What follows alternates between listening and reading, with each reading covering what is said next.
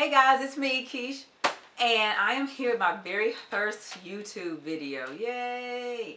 Yeah, I have been saying I want to do a YouTube video for a long time, and I just never had the courage or the confidence to really just get out there and do it. So I decided, you know what, today's the day. I'm going to make this video, edit it, and get it out.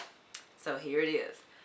Basically, my YouTube channel will just be an extension of basically my blog, The Forecaster's Wife, where I just talk about random things that I'm thinking about, or something that I saw on TV, some current events, or something that kind of interests me and get me a thinking. So I'm just going to extend that over to the videos and kind of pose questions and talk about, different things.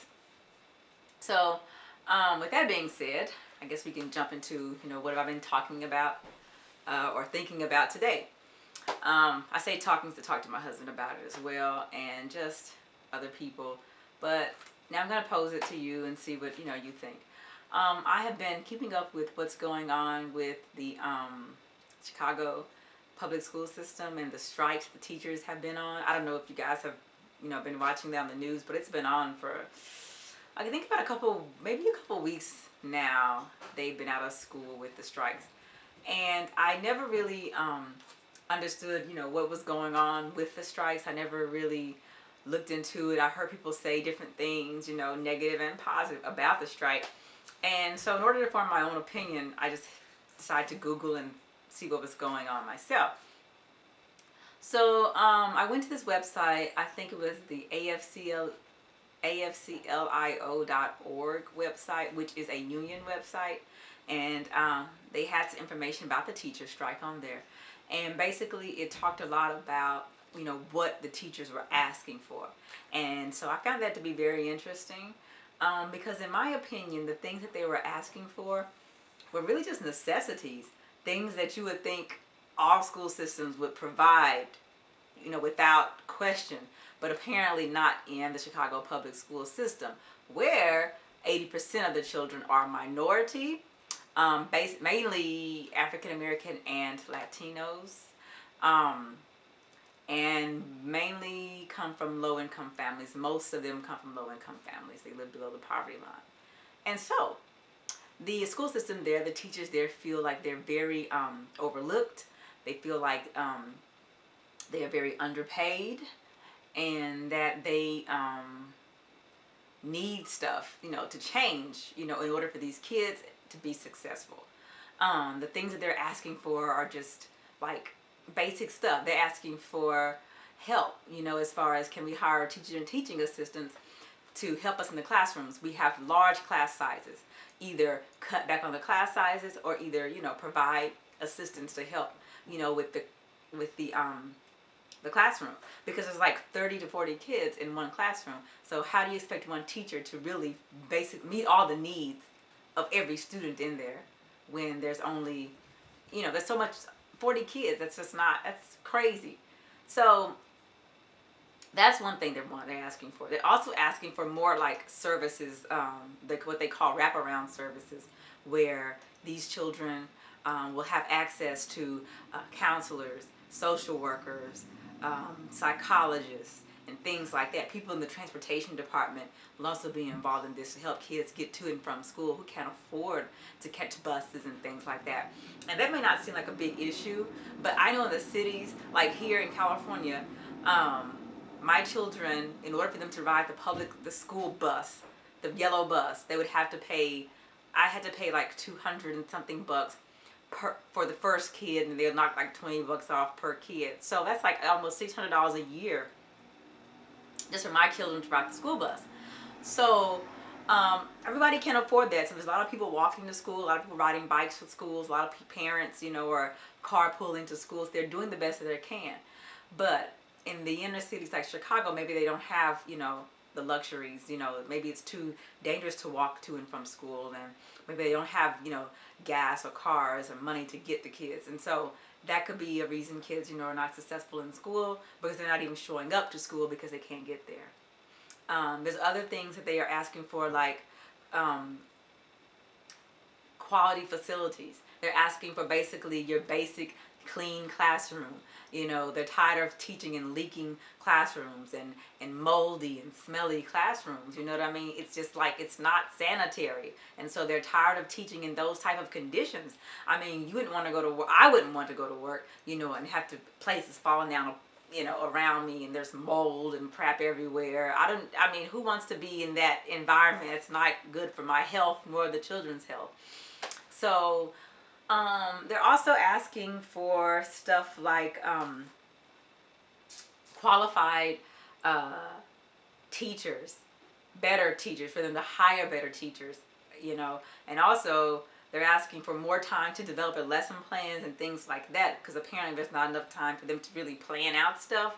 And then there's so many kids, and they're just not being given the autonomy that they need to really run the classrooms and things like that. Everything is geared towards testing. As we know, if you have children, you know that these teachers are no longer allowed to teach. They have to teach this test. And that just really puts our kids at a disadvantage, in my opinion. Children aren't, you know, being able to think critically anymore. They can only think, you know, about test and test taking and things like that. And it's like when you talk to some of these kids and you're asking them stuff that's kind of, you know, that requires them to think outside the box. They can't really think outside the box because they're only used to filling in boxes, you know. So there lies a problem even in that.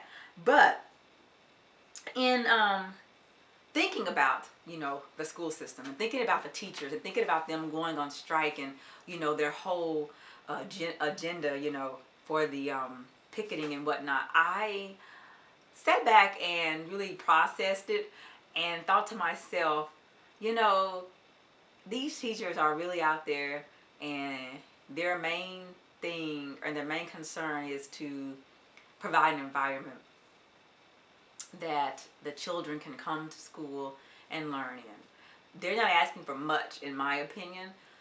They're just asking for a safe place for the children to be able to come to and learn.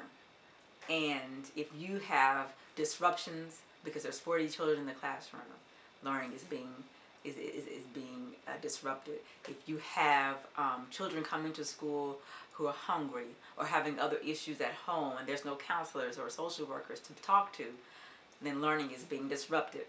If you're coming to school and there's no heat and it's cold out, if you're coming to school and it's hot and it's in the classroom and it's 90 degrees outside and there's no air, then class time is being disrupted, because the focus is not going to be on the lesson. The focus is going to be on the problems that's, you know, that's happening within the classroom or happening internally within these children.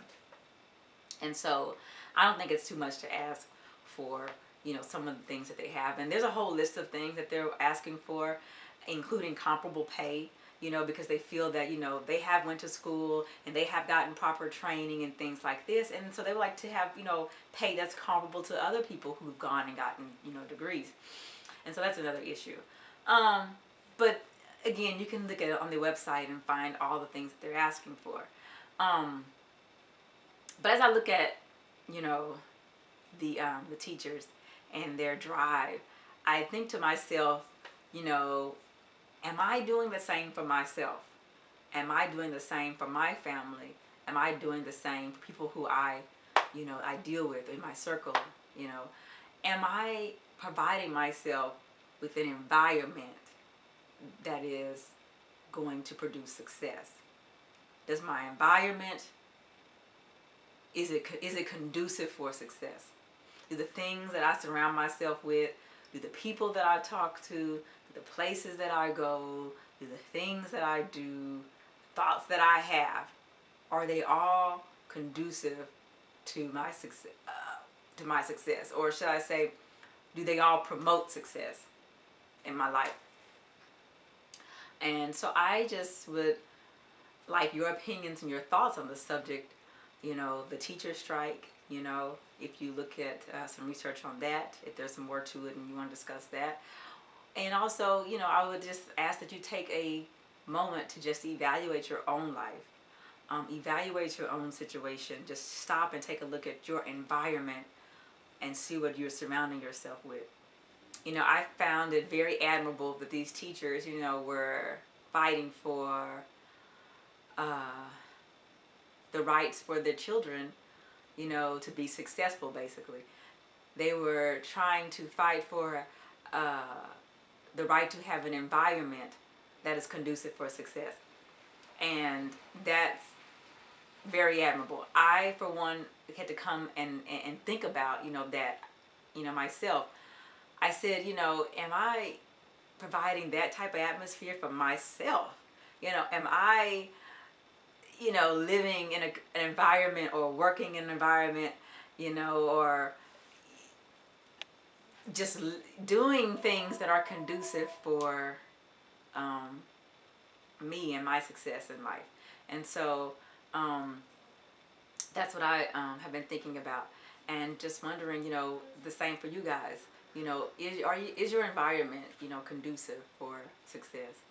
Are you doing things that are going to propel you to the next level, or are things in your life paralyzing you and keeping you stagnate? Um, and that's my thing. Are the people that you're talking to, are they positive people, or are they negative people? You know, or is your life in chaos, or you know, or is it organized? Is it in order? Is it disarray? Is it distraction? Are they discipline? You know, just all these things. And it's really going to take, you know, some soul searching and some intense, you know, evaluation and some honesty to really see and to really start talking about, you know, what it is, or thinking about what it is that you can do to provide this type of atmosphere for yourself.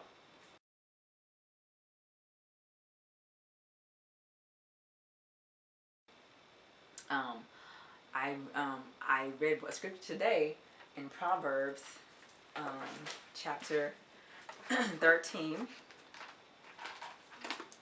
verses 20, that says, "Become wise by walking with the wise. Hang out with fools and watch your life fall to pieces." That's from the Message Bible. You know, who are you rolling with? Who are you hanging with? You know, they say birds of a feather flock together, and so true. You know what I mean? Why don't, you know, you, in your relationships, why don't you set the standard? You know what I mean? I try to set the standard in a lot of relationships, and, you know, and be a positive person, and be an encouraging person, and and try to help and encourage and empower others to be their best selves, and, you know, while I'm trying to be my best self. Uh, and so I'm just wanting to know, you know, what are your guys' thoughts on that?